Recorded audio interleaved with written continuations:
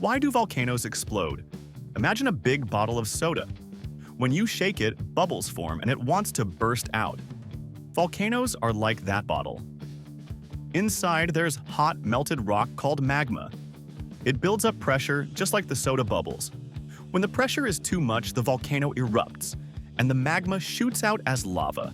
But here's the twist. Sometimes, instead of lava, a volcano can sneeze out diamonds.